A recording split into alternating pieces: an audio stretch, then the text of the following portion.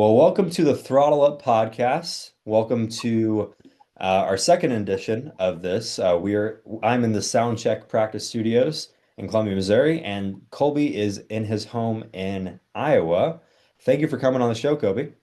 Hi guys, thank you for having me on. I appreciate it being on. I don't get to do a lot of interviews, so this is really fun. Thank you. Absolutely. Yeah, so it's going to be a great one today. We're going to kind of go over a lot of cool things. First, kind of ran into Colby, I guess you could say, was on YouTube when I watched some of the lower back marker, I say back marker teams like the start and par qualifiers, go or go home qualifiers kind of videos.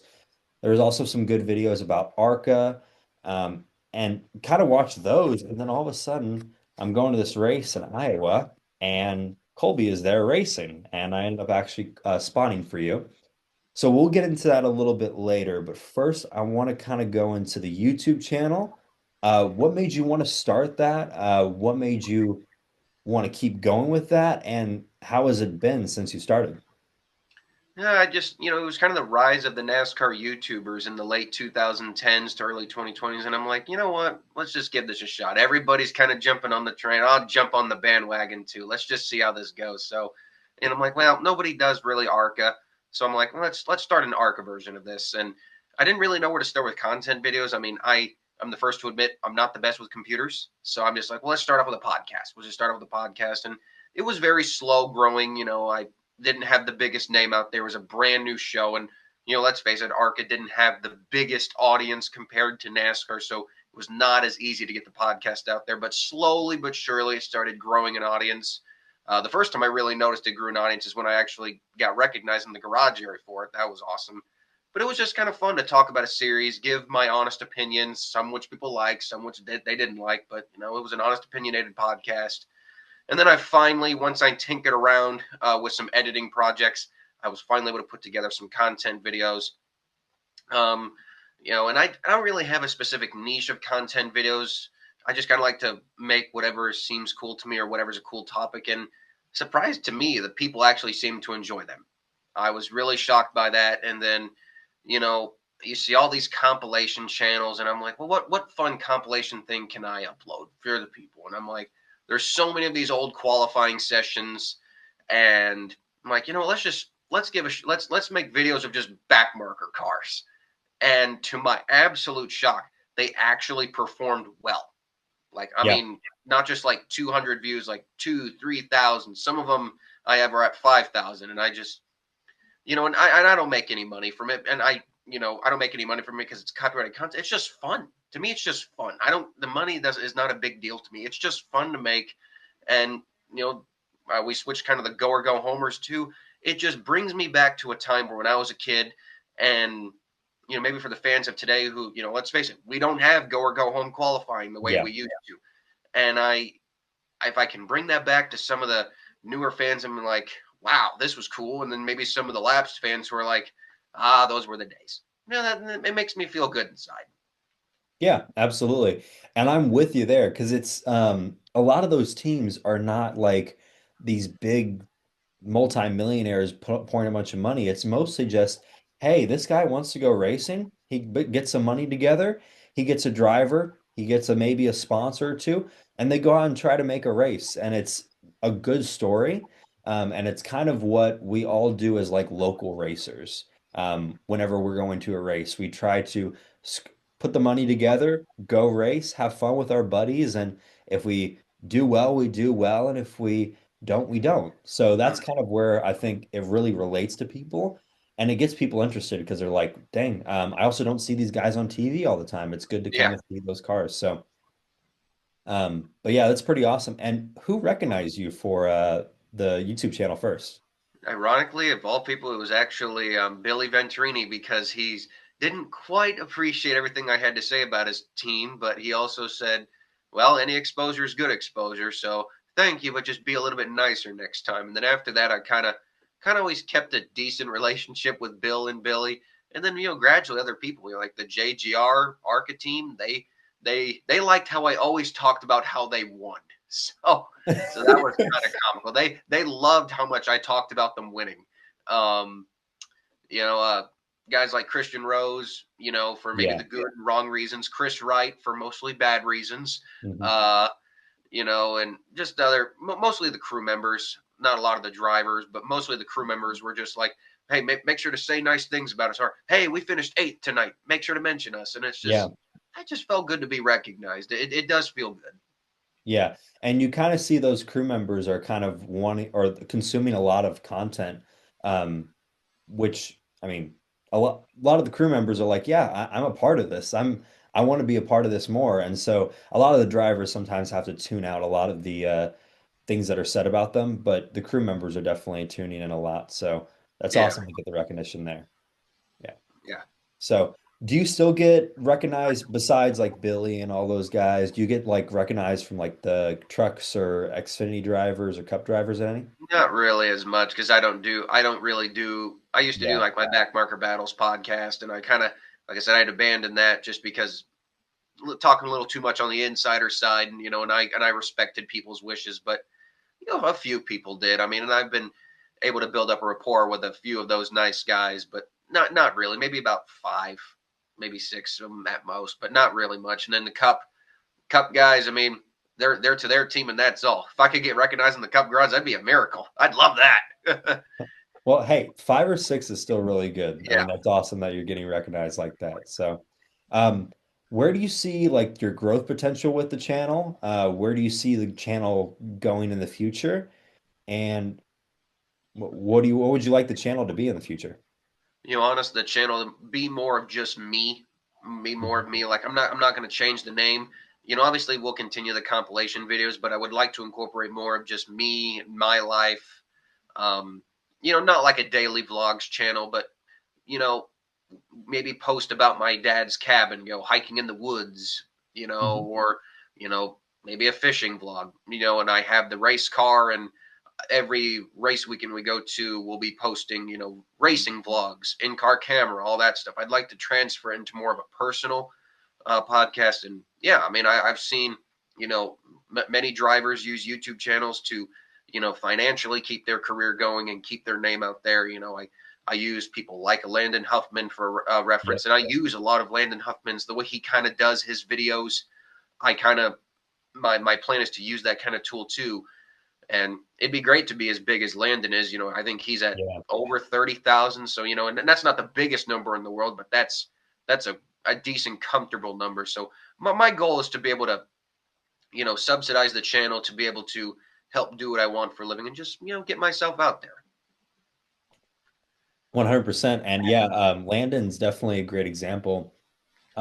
Also like Air Doug and all those kind of Yeah, guys. yeah, Air Doug too. Hmm. Yeah, so I mean, and the thing is with Air Doug, I think more than Landon or more than any kind of racing vlogs, is you can see like he's not just going there to show you the races. He's going there and showing you it's fun and Yeah. he's having fun with it. So, and at the same time, you're showing 50,000 people what you're doing and Hmm. they're getting to watch and see the sponsors. The sponsors can be like, yo, that's a no-brainer to sponsor this Yeah. guy or this guy. So, I'm definitely with you on that front. And we're planning on doing some vlogs as well this year. So that's going to be really awesome. And hopefully, um, we do something. Maybe I'm planning on going to Iowa, whether I race or not, for ARCA. And I know you're planning on probably going to Iowa if you are racing or not. But Oh yeah, we already got all the tickets done. We're good. I mean, I live 45 minutes from the track, so it'd be a no-brainer. exactly, We're going. Yeah. absolutely. So now I want to kind of transition to your racing side, Yeah. obviously. But before we do that, we first met in person Yeah. at Iowa last year. But before that, let's go all the way back to the beginning. Where did you start in racing? Because there's not a lot of information out there online that I could find. Where did you start? What was that journey like? And then kind of where does it come to? Truth to be told, when I was young, I actually was more into trains. I'm a lot of the kids my age, we were Thomas the Train kids, and I wanted to be a conductor, and I wanted to work on the railroad, and that was kind of my big dream. And then every family has like that big summer vacation, and we went to the strip and we rode go karts. My very first time on a go kart, and I was too young to drive myself, and my dad was driving. I was in the passenger seat, and what a rush! What a rush is! I'm like, this is what I got to do now. Like, I love the trains, but this is what I got to do. And so, and I knew a few friends. You live in this area. I knew a lot of people from Knoxville, so Mhm. dirt was not my passion. But in Iowa, that's kind of where you had to go. Yeah. So like, okay, so how am I going to do this? I mean, I'm only like 8, 9 years old. So, and it started off racing a few friends in the back of backyards and go-karts. But I'm like, where can I really start? And at the time, we had the Iowa State Fair dirt track. It's sadly no longer there anymore. It was removed, I think 2015, 2016. But they had a juniors class where they would, you were not in very high powered go-karts. I'll admit this, they were not very high powered. And we drove around that track.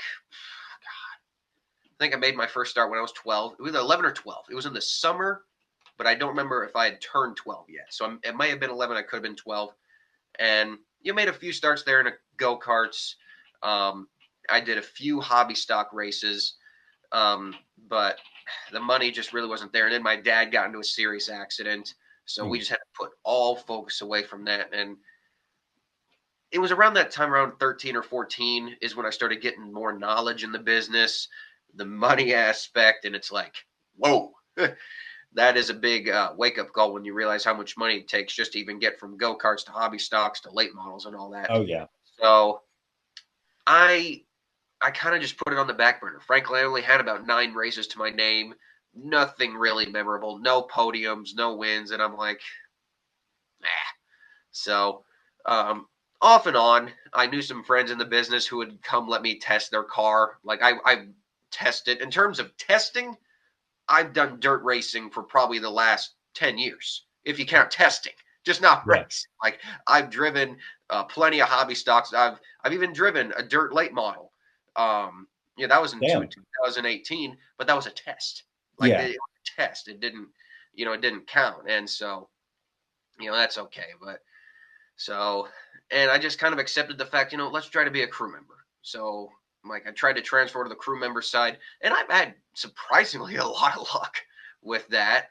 Doing, um, working for guys like Carl Long, Brad Smith, Wayne Peterson, and I had fully accepted of trying to just be a volunteer crew member. But you reach your early mid 20s, and you're seeing 15-year-olds driving an ARC, and it's like, man.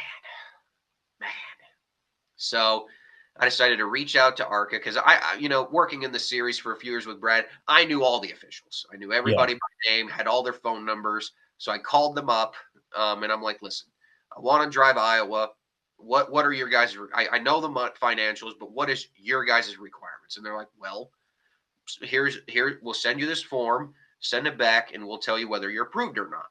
So I filled out the form with what I had, and they're like, well, this ain't enough to run Iowa at all, bud. And I'm like, well, I kind of figured that.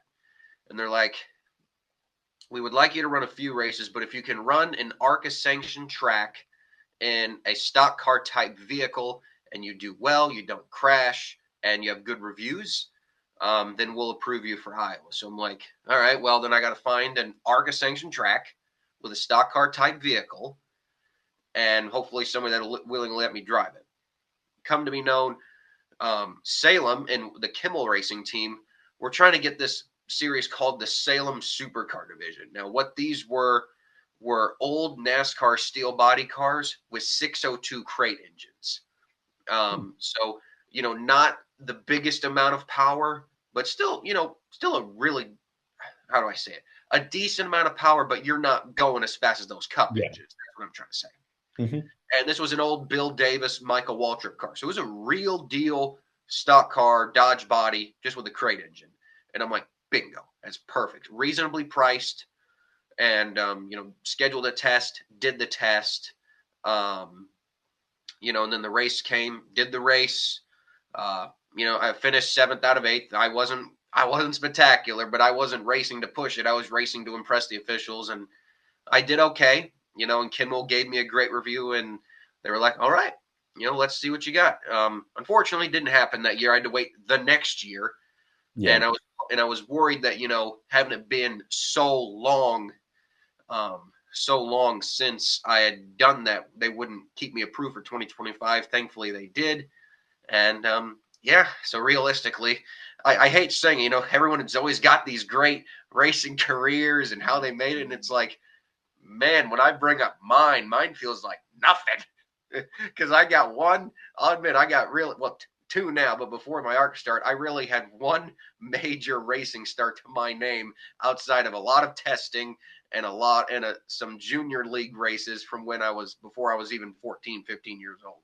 Hey, So hey, that's pretty cool. The fact that you can be a crew member for so long, test so many cars, and still get that shot and still go ahead and achieve a dream like that is pretty cool, especially 45 minutes away from home.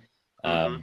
Not often that, I mean, Iowa just became a NASCAR Cup Series date like a Yeah, couple I of know, years ago. right? Yeah. So to have that all kind of line up, and then you're just kind of like, well, if I'm going to do it, I got to do it now. So to get that out of the way and then hopefully snowball that into more opportunities down the line, that's pretty awesome. So from all of that, back to the Iowa race that I was a spotter for, you were the driver for. What was that whole process like? Obviously, you got in the Camel car, you got the good reviews, you got the officials' approval. How did it go with talking to an owner, getting in touch with that owner to get a seat fitting, and then going ahead and getting to the track? How was that whole process like? And how did it feel? What were your emotions like through that process? Um, a lot of nerves. I mean, the thing with the driver's license thing was not as much different as a crew license. You still have to fill out the same Mhm. paperwork. You still got to take a drug test even for crew licensing. So that portion of it really was not all that different. And so I wasn't really nervous about that. I had known Alex Clubb since 2020. He was a big guy. I was a big guy. And so, we just naturally got along. And, I just kind of made the mention to him like, listen, and this was like early 2025. I said, "What are your openings for the 86?" And he sent me the whole list, and I saw my home track there. I'm like, Iowa, right now, sign me up for that. And he was like, "Can you give me a down payment?" I'm like, "I." He's like, "I'll give you a handshake." He's like, "All right, for now, I'll give you a handshake deal." And if someone comes in with money, they're going to get the ride. And I'm like, all right, I know how the business works. He's like, for now, Yeah. you have a handshake deal. So, we kept talking more and more. We talked at Elko, and he's like, "You got enough for a down payment?" And he's like, "I can't give it to you right now," but I told him I had $5,000 right there. And he's like, "All right, I trust you," because again, there's a lot of untrustworthy people in the racing business, but he had known me long enough that he was willing to trust me that I had the right. And thank God he did, because some team owners, unless you got the money Yep. right there, they will not believe your words. So Alex really cut me a lot of breaks. In terms of a seat fitting, the one thing I really like about Alex is I didn't really need to do a seat fitting because Alex has what we call in the business the fat boy seat, which is one of the biggest seats that Randy LaJoy, by the way, shout out to Randy LaJoy for his awesome seats. It is one of the biggest seats that he makes to pretty much accommodate any driver size. So a driver of my size, or even a 5'6", 160-pound driver with just like inserts and cushions. You know what I mean? Mhm. So that's what Alex had in the car. So I knew I didn't have to worry about a seat fitting out of the gate, which was nice. Considering, like I said, him, Jeff McConey, and myself, we're all about the same size body type. So, like I said, that was I knew right out of the gate that wouldn't be an issue. It was mainly nerves, just because when they say that Iowa's one of the fastest short tracks on the planet, they're not kidding. Yep. I mean, that track is fast. I thought That's I was going fast, and boy, they were. I mean, God, yeah. I know we'll get into that in a second, but yeah, it was just more nerves about how the race itself would go. Not really leading up to it, because I kind of knew I had all the fire gear. I was not worried about that. It was just more of the race itself. Yeah, 100%. And especially because you had so long to prepare for it. Mm, With like, I mean, Elko to, I mean, just putting the down payment to the actual race was about 6 weeks. And yeah, also with that, you had a lot of things that Alex was doing in the meantime. yeah. So you kind of seen more and more of that to kind of get yourself ready. Um, but as all racers know, you don't you get all the nerves when you're in the staging lane. Oh So yeah. basically up until that day, so you get there at the track at Iowa and you're racing. How does that feel? What's the process like? And kind of take me through the first initial time of getting to the track of how that all felt. Well, I mean, I've walked under that, infield tunnel hundreds of times as a fan, as a crew member. But you get that different feeling, when you walk under it as, holy crap, I'm driving for once. Yeah. And it's like, wow. And it's like, it's weird. I show up to the garage and my first instinct is lay the backpack down. Let's get these, let's get these things loaded. Let's get to tech. Oh, wait, I don't have to do that now. So I kind of got there and I'm like, don't know what to do. Usually I go straight to work. Yeah. So, but they had me do the seat fitting, or not the seat fitting, the dash fitting, because I'm not gonna lie, my knees are pretty tall, so my knees were hitting the dash, so we had to raise the dash up a little bit. That was pretty easy. We got through tech, drivers meeting, had to go to a rookie meeting, which was just they sit instead of all the drivers at once. It's Ron Drager, the president, and a Yep. few of the higher up officials just telling you like, listen, good luck, follow these guidelines, have fun out there. A little bit of pressure, but at the end of the day, go have fun. Just go have fun out there, and that's basically what Ron told me. Just go have fun. Don't think you're under any serious pressure. Just don't wreck anyone. Have fun. And I'm like, oh God, don't wreck anyone, because you never know how this is going to go. Yeah. And other than that, I was pretty fine. Got out to the track. It's just being into a race car that you've just now gotten into, and you got standard four-speed clutch. It's like, but going from manual car to manual car to manual car, they're not all the same. And Nope, my not at car, all. my car, with where my gear shifter is to where Alex's car was and his gear shifter was, yet your body's trained for muscle memory. I had to retrain that and got going. I'm not gonna lie, my nerves. I'll be honest. I can get a little slippy with the clutch when I'm nervous, but I was fine come race time. Practice went okay. It was just more nerves. Got to Yeah. get those nerves off. I mean, from my first lap of practice to my last lap of practice, I picked up a second and a half, and I was confident. I was confident myself, and if I had the more financial ability, I would have ran more laps. But I only brought what I brought to Alex, so we were going to do what we did there. Just wanted to put a lap in for qualifying. I already told Alex, he's like, go ahead. I've had throwing the qualifying lap. It's not like, I mean, granted, if I actually would have tried, probably still started last. It was what it was. I knew what car I was in, and I think one of the biggest problems is, some drivers, they don't realize what car they're in. You got to understand your equipment. I knew my equipment. I didn't want to push it hard at all. I probably could have went a little bit faster, but I was just having a good time by then. Yeah. And also, if someone gives you an opportunity like that, you don't want to go ahead and just start throwing caution to the wind. So, Oh yeah, but yeah, it was definitely interesting those first few laps of just like, okay, let me just talk him through this because I was on the spotter stand just kind of yeah, talking through this. yeah, I remember I walked through the gates and then for me on that day, before we get to the race, I walked through the gates and I was talking to Alex and I was like, yeah, Alex, I'm here because I spotted for Alex at Elko. And so I knew Alex, he liked what my work at Elko. And so I knew, okay, if he wants me to spot, he wants me to spot. If he doesn't, he doesn't. So I walked in and then we were kind of discussing. I was like, hey, do you need a spotter for tonight? And he said, well, I think we do. Let me go make sure with Colby real quick. And so we talked and talked for about 30 minutes and then kind of got all of our terminology down. And we were like, okay, good to go. So went to driver's meeting, got you to the rookie meeting, got you to all the other places, and then heading up to the roof. And then I was kind of just okay, well, what do I want to hear when I'm in the car? Well, I want to hear encouragement. Obviously, it's your first time running the car. So I was like, okay, I'm just going to talk him through every single lap and kind of just go from there. And that's what I did. And even then, it was like, okay, with qualifying, you can go all out you want, but it's an mm-hmm. open qualifying. So we were just like, well, let's just use it for practice laps. Yeah, So I feel like that was the best way to kind of go through that. So, hey, and to pick up that time and to keep a consistent line, I don't think there was one time I was, well, I mean, of course, your first time driver, but there was not Yeah, one time when you were actually driving where I was like, he's overdoing it. He's going too far. And you stayed in where you needed to stay. And that was awesome. So for all that leading up to it, you got qualifying. And now the only thing left to do is go through driver intros. Maybe do talk to the media if they want to talk to you. But it's ARCA, so it's not going to be a whole yeah. lot. So talk to your friends, kind of get the last minute info you can, and go strap in. So what was that all like? And then actually strapping in, like what was that whole process?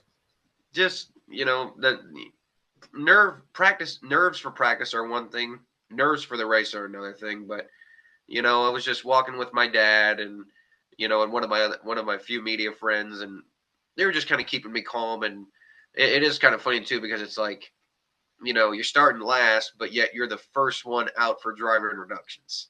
So Yep. it's like, okay, well, I don't know how many times I'm going to get to do this.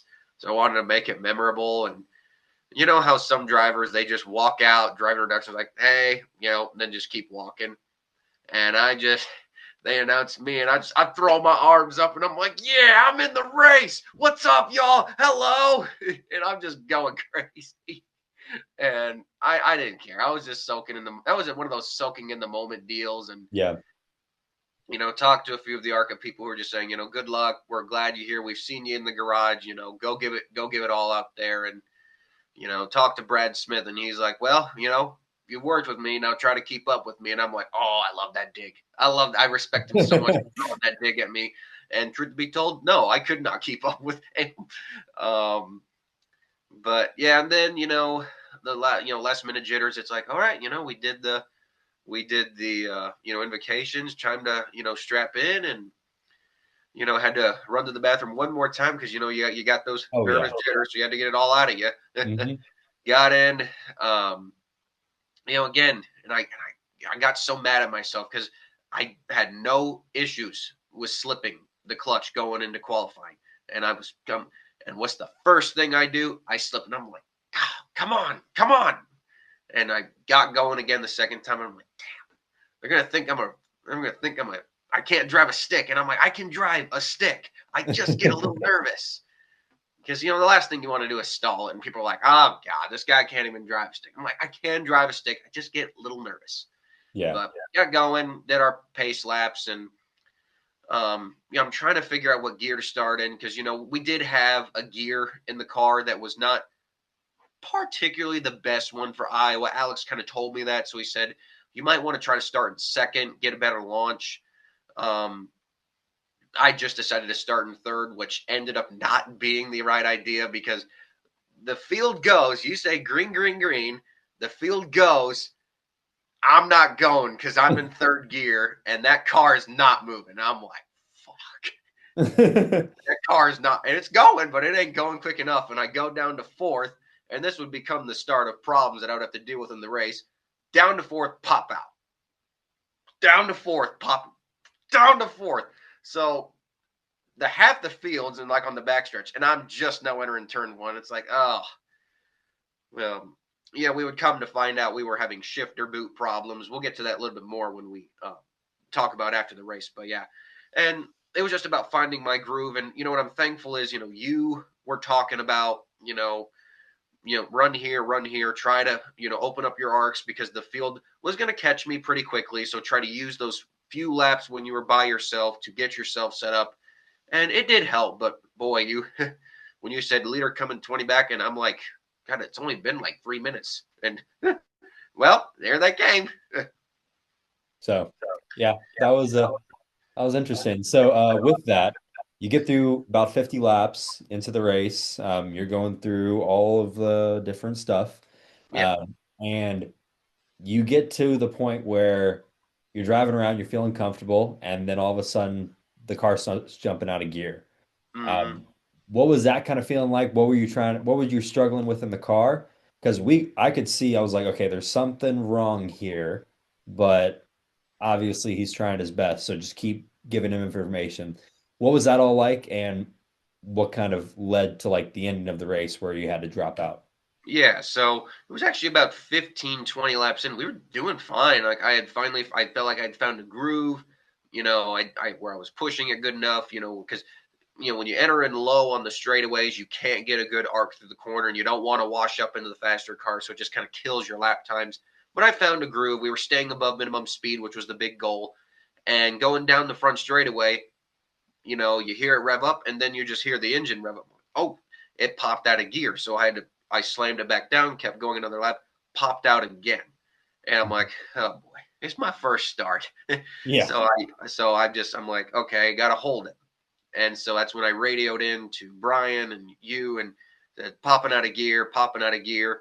And, they want me, can you manage it? And I'm like, yes, because they wanted me to come in, but I'm like, I didn't want to lose that many laps because you don't really know what to do in that situation other than maybe Yeah. bungee cord it or, and so we didn't want to lose too many laps. We stayed out. So it's like, imagine your first start, you're in a lap car and you have to drive now with one hand. So it's Yep. like, can it get any better? So Yeah. It's awesome. can it get any better out there? So yeah, I'm driving with one hand, and you know, driving with one hand after a few laps, I got the hang of it, and thankfully it didn't pop out of gear in the corners. That's really where it would have became an issue. If it was constantly popping out of gear, having to drive with one hand, we probably would have got black flag because I would not have been able to get a good grip on the wheel. But I got into a good rhythm, and we made it to that first stage caution, which was good. We got into the pits, and lo and behold, my brakes actually started going throughout the race, and I went right through my box. And Yep. I'm so thankful the 70 car was not sitting there. And I tapped my brake pedal, and I was on that pedal with everything I had. It was not stopping. Yep. And so that was a little embarrassing. And I remember looking at the Nitro guys, and I just look at them and I go, and they're like, ah. So they just pushed me back. Um, and so, we got the car fueled. We didn't really have any tires for the race, didn't have the budget for tires, which, you're going to have that with some of those deals. Hmm. So got back out on track. Um, Again, doing fine. Same thing where, it was just, I would go to fourth and it would just pop out. It's like, and it's not like I'm not, pushing the gear down hard enough. No, it's just pop out, pop out. And so I just have to force it down. And, we're running probably about lap 60, lap 65. And I hear a grinding noise. And I'm like, oh boy. And it's not doing it in the corners. It's only doing on the straightaways when the revs are high. Yep. And it's like kind of like my hand, it's like shaking. Before in fourth gear, it wasn't shaking. Now it's shaking and it's grinding. And it's wanting to pop itself out of gear. And this is when I'm sure you can remember I'm getting slower and slower because I'm trying my feet's coming off the gas because I'm trying to figure out what's happening. So many things are happening at once. And eventually I go down the front straightaway and it is grinding so bad. And I'm like, this is above my pay grade. This is above my pay grade. So I clutch in neutral and I just get off the track. And you remember Brian's like, well, let's try to fix it. And I'm like, Brian, I think it's just better to call it a day. Um, and I remember you were just trying to keep my energy up because you could hear I was down, and Yeah. then I think we ended up getting black flagged for minimum speed. So once I heard that, I'm like, yeah, I've had my fun. I've had my fun. Let's just call it a day. We don't need to hurt anybody's business out there. So got back to the garage. I actually would find out a few months later it was a shifter boot. It was a malfunctioning shifter boot that for some reason was not keeping in place. Never really heard of an issue like that, but yeah, I guess it was something to do with the shifter boot, is what the club guys told me. And what it was doing was that it was stripping the teeth off the Yep. gear. Yep. So eventually there was no teeth left for it to engage, and that's why it just eventually was grinding itself. It basically was grinding itself to death. So Yeah. if I had continued, we probably would have blew up. So it was for the best. Yeah. But I got out of the car. A few of my media friends, giving a post race media interview. I mean, got to check that off the bucket list too. That was, and the first thing I did was, I got back into my street clothes. during one of the cautions, I went over to the 70 guys, and I'm like, I'm so sorry. I had no brakes. And they're like, hey, chill. It was your first start, kid. He's a crew chief looked at me. He's like, I would have been more mad at you if you had hit us. All right. You didn't do anything wrong. So that was good. Cleared my mind and just kind of watched the end of the race from pit road. But it was just what a magical day. Yeah. Great day. Lived out a dream. And I didn't care how slow I was. I don't care that the internet trolls were telling me I was 4 seconds off. You know what? You were sitting on a computer typing that up. I was out there on the track. So I Yeah. couldn't care less. Hey, absolutely. And you got to achieve a dream, and that's awesome. But yeah, that was a good race. And then I remember I was like, well, I got nothing better to do. I'm probably gonna leave right after this. So Yeah. I switched over to Alex's channel, and we were just having Alex was not having a good day that day. No, it So wasn't the best weekend for the club team in general. no. So it was interesting to kind of hear Alex and just have a little bit of fun with the rest of the race, but it was definitely a great experience on that front. So you got to achieve a dream with that. That's pretty awesome. And then now to the future. Are you planning on racing Iowa again? What's kind of the stuff with that? And then also we'll go into like your road course car and stuff like that. So yeah, we will be doing the ARC race again. Alec, when I did my race with Alex last year, I did pay for a full race, and I really got to give Alex a shout out because most team owners are, well, you got half the race, you got half the race. Alex is like, listen, I'll cut you a deal. You ran half the race this year, I'll let you run the next half next year. I'm like, thank you. Wow, he didn't have to do that. He Yeah. easily didn't. Could have said, you got what you got, but nope. So we will be finishing out the other half of my race this year. So I'm happy to say that. And in terms of the ARCA landscape, everything obviously is driven by cost, and they say you need hundreds of thousands and millions of dollars to go racing. Well, I've got hundreds of dollars and thousands, and that's not going to get you very far. Yeah. So I kind of took my avenue kind of somewhere else because I've looked at, what it really is and the sponsorship landscape. It is so hard, man. It is a game Yep.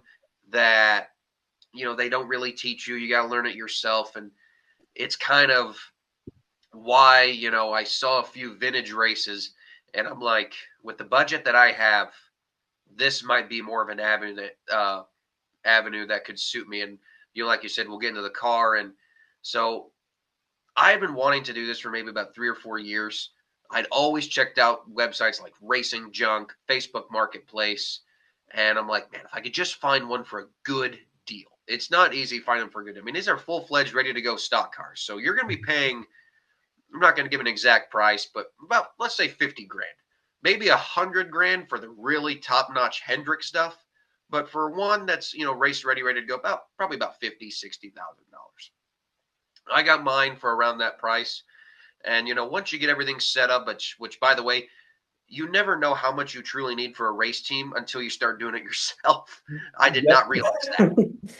So, got that going. But once you all get it going and you can start finding a budget, you're like, you know what?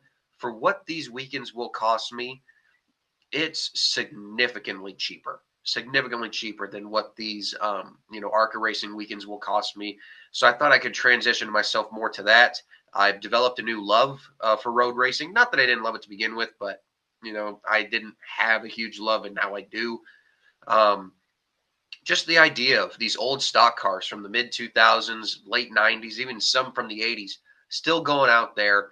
And, these guys, they're not just running around there at parade lap speeds. I mean, these guys are hauling ass. And Mhm. one of the biggest proponents for me with this was big motors. Yep. I mean, this random guy from Iowa, I'm running an 800 horsepower car. I don't know if that's a good thing or a bad thing. We'll find out. But, but yeah, 800 horsepower engine built by Ernie Elliott. It's a former Chip Ganassi car. Decided to put a Penske livery on it just for the heck of it. It's an old Brad Keselowski debut livery, and I'm really excited for it. I think this is the avenue that I was meant to go around. Truth to be told, my family has always kind of been do it yourself. My dad owns his own construction company, so he did it himself. My mom, every avenue she's went down in her life, she's had to do it herself. My brother with his projects, do it yourself. And I'm like, you know what? let's do it myself too. So, and I just feel like, you know, like I always say, if you want to do something right, you got to do it yourself. So, Yeah. like that's the best avenue for me to go down, and that's where I plan to be. You know, we plan to do a few events this year: Road Atlanta, um, the Indianapolis Road Course, and I'm going to throw caution to the wind, and I'm going to Daytona later this fall. So, and I feel like it'll give me a chance to really run some tracks that I could have a lot more fun on. Not to take away anything from the ARCA schedule. No, I'm not taking anything away from that, but I feel like this series allows me to have a little bit more range of tracks to run at. Yeah, it's all road courses, but every road course is different. Whereas, some short tracks, you know, half mile, quarter mile, I'm not trying to compare too much, but you know what I'm trying to say? Yeah. Yeah. I get you. So, Yeah. yeah, just kind of stuff like that. And I'm excited for what it could bring. Um, obviously it's my job though. They say, you don't want to tear up the owner's car. Well, not only am I the driver, I'm the owner now, so I don't Yep. want to tear it up. But I'm excited for it. And then I'm not saying a complete goodbye to ARCA or a future NASCAR career, but you just got to look at the reality of the situation, and that unless you really have it in with a big corporation, or you have the right connections, unfortunately, unless you have the right thing happen to you at the right time, like maybe a mini Tyrell deal with the Ram seat, Yeah. you're kind of stuck where you are, Yeah. and so it is what it is though, and I'm perfectly content with it, and I just hope it brings me hopefully the success that I've poured into this. Yeah, absolutely. And what I tell everyone on like the local racing scene, I'm like, okay, if you want to get into racing, you don't know about cars, okay, everything that you think you're going to spend, double it, and Oh every project, how long it takes to do it, double it. yeah, oh yeah, And then you'll have a good idea of what it's going to cost, what it's going to take. And that's until you actually get and you start racing those things over and over again. oh yeah, Because what I thought to race a late model was probably half of what it actually cost to race it. What I thought it cost to run a pure stock was about half what it actually cost to race it. So, um, yeah, it's definitely interesting on that front. But yeah, I'm glad you're going to get to be able to do that other ARCA race, and you're going to be able to achieve that dream of doing road course stuff, and that's pretty awesome, man. I appreciate that. Yeah, no, it's just about trying to continue a longevity racing career, and if it only lasts a few years, and then either financials not doing well, or it's just time to move on, then you know what, I can say I did it. I can say I did it. I achieved all my goals where I wanted to start a NASCAR touring series event, own my own race team. I've already accomplished so many goals, and I'm okay with that. If it lasts 10 years, fantastic. If it lasts 10 months, fantastic. I'm just grateful to be in this position no matter what. 100%. Absolutely. And with that, we don't have a whole lot of time left, but we're kind of going to go over a couple little things on the major racing stuff, and then we'll Yeah, kind of wrap up the interview there. So I did want to see ARCA on the ARCA side. Who do you think is going to win the championship this year? Out of the drivers that are confirmed, we've got Michael Maples, we got Isabella Robusto, Thomas Nunziata, a few that I'm probably missing there, but obviously the drivers that are running full time. Who do you think is going to win the championship? What do you think? What are your predictions on that kind of front? obviously, I think Nitros are the front runners, just because Yep. their budget and what we know they took over the Venerini operation. Um, you know, I think a lot of people are saying Thomas, out of the gate, but you know, he does have experience. But I really think Isabella might shock some people. She she had a season last year that I was maybe expecting a little bit more. I think a lot of people were maybe expecting a little bit more, but she still showed like she's not bad. She's very consistent. She can Yep. run up front. I think now with an extra season under her belt, I really wouldn't be shocked if we have Yeah. our very first female champion. Yeah. I think we're going Absolutely. to have our first female race winner in the main division. I know Deegan's won in the West division, but like in the main division, I think this year we not only get our first female winner, and I only say because I think Thomas, his rookie, I think that might come back to hurt him. Not, Mhm. it might not, but this is just my personal, personal like deal. I think Isabella will win the championship. Yeah, I think she's going to be a little bit more consistent than him. Yes. I definitely think if she can avoid the wrecks at Daytona, Yeah. that's That, also another thing. When you've got, okay, well, if you get in a wreck in the first 5 laps, you're going to finish 38. If you yeah. finish the race, you're going to finish like 15th if Top you got a 20. decent car. Yeah. So if she can survive Daytona, which she has shown in the past that I mean, she's obviously raced Daytona many times. She's going to know what to do. Thomas is not. So if she can survive Daytona, if she can have a consistent year, I definitely think she could be right with Thomas. But personally, I do think Thomas is going to probably edge her out. But I'm hoping if Isabella does, if I'm proven wrong, I'm 100% in favor because I would love to Same. see Isabella get Yeah. that Same. I far. mean, if Thomas wins, Thomas wins. I mean, we like Thomas too. He's a cool dude. Yeah. Um, but and you're right. With the big ARCA fields, Daytona will have DNQs. Phoenix, it might have DNQs. And we're basically looking at the first three races of the season. We'll probably have full fields. So you cannot afford a bad run because, once the ARCA fields start to dip around mid year, where we're around 20, 25 car fields. Well, if you're 45 points back and there's only 25 cars in the field, it's going to be a really hard time making that up. Yes. And she's got the experience. So if she can consistently get through those 3 races and have a good cushion and then keep that consistency, keep that confidence going, she'll be really good. Oh, yeah.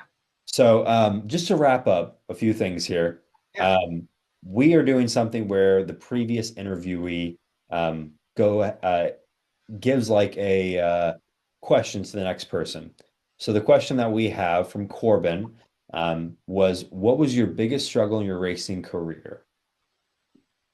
Oh, man. Probably the biggest struggle in my racing career was just the struggle to get all the parts and equipment to get going for this, vintage deal. I mean, getting the race car it's like what you said. It's, you think you got the race car, you're ready to go.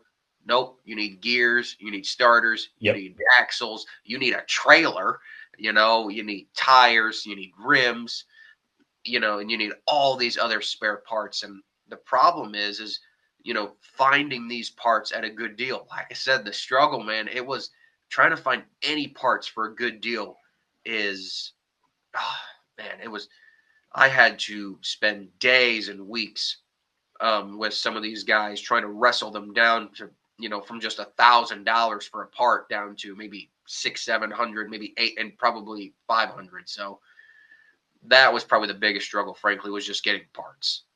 Yeah, absolutely. So with that, we're going to kind of go ahead and wrap up the interview here. But what's a question for the next guest we can go ahead and ask?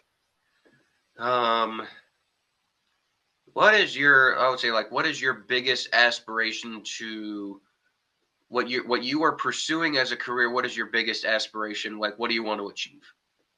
Awesome. All right, perfect. And with that, are there any sponsors that you want to kind of thank before we get out of here? Well, obviously my father, DEI Construction, I mean, I don't have a rich dad, but he's done more than enough where he deserves a shout out. DEI Construction, local in Iowa. Some of the best guys in the business, I can tell you right now. Brock Beard, lastcard.info. He There you was go. the original idea for what I'm doing. Without him, I wouldn't be doing what I'm doing. Um, and that's kind of it. I wish I had more sponsors to shout out, but I really don't. But yeah, so Hey, just my father and Brock Beard. fair enough. There you go. But yeah, we're gonna go ahead and wrap up this podcast. Thank you for coming on, man. Thank you. Gotta thank Integrity Coins for helping us out this year. I gotta thank Soundcheck for a great studio as well, and all the other sponsors that we got this year. So thank you for coming on, Colby. We'll see you Thank again you. this year, and hopefully maybe the podcast or the vlogs will intersect in each other Oh this yeah, year sometime. yeah. I'd love to. Yeah, we'll see you at the track, and I'd love to come back on the show and talk more. Hey, we didn't get to talk much tonight, but yeah, I would love to absolutely come on again. I'm up for anything. Whatever you want to talk about, buddy. Absolutely. Well, you have a good one, man. You Take too. care, and we'll see you in the next one.